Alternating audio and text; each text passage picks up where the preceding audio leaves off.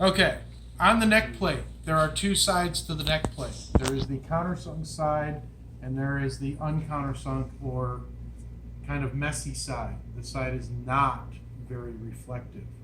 Some neck plates come with a protective cover on it. If you buy them from China, they come with this protective cover. Everybody thinks that they should install the protective cover under the neck plate. The protective cover is only to protect the chrome. Just telling you what I see. If you were to put that on, that technically would dampen the vibration aspect, having that protective cover. All right, so what's going to happen is we're going to set the neck in. Turn around.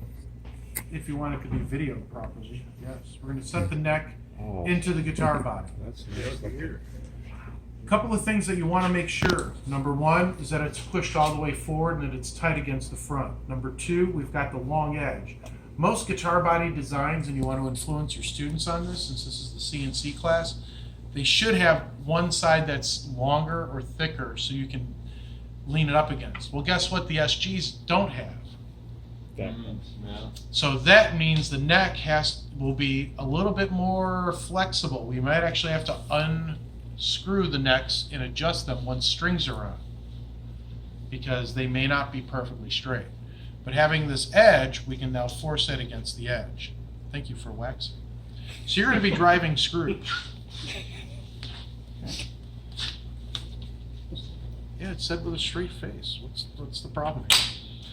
Neck plate goes on. We're going to preset the screws. We're just going to slide the screws in position. So the holes in the body are through holes, and we pre-drill those now. Previously, we didn't pre-drill those, and we had some issues with people drilling them at the wrong angle.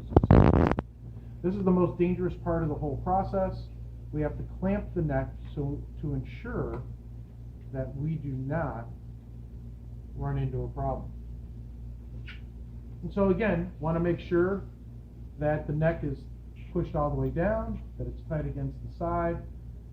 Now, you want to make sure that your hand is up here holding it while they're driving the screw in. And if you had a vise, and if we had a guitar vise, and we highly recommend buying one of those pattern maker vices. The STUMAC ones are nice because they've got a non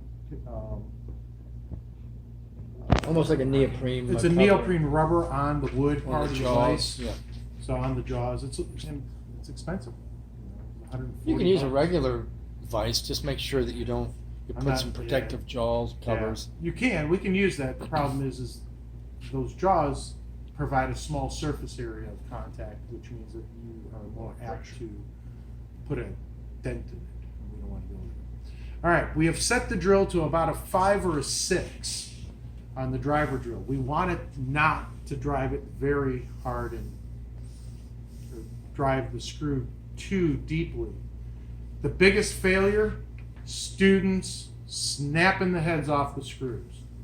They drive it and they keep going. And that's why we don't use the hammer drills anymore, because they don't know how to stop. Oh, literally, we would be snapping. Right. What about the clutch? Should the clutch be on 1 as opposed to 2? So grab that and spin So, it. Show us yeah. how. Grab it and spin it. Oh, okay. You're talking about the speed. So yeah. that number 1 is more torque. Number 2 is more speed. Makes no difference Okay. for the most part.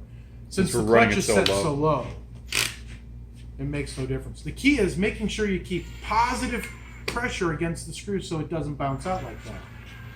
We don't want the screw. Yep.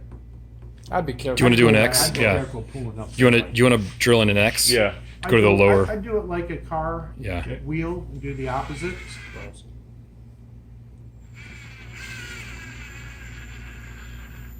That's it. Now we have 2. I can pop this. It's not going to go anywhere. And the clutch will stop, or the screw will embed, and the clutch is going to be real close to breaking.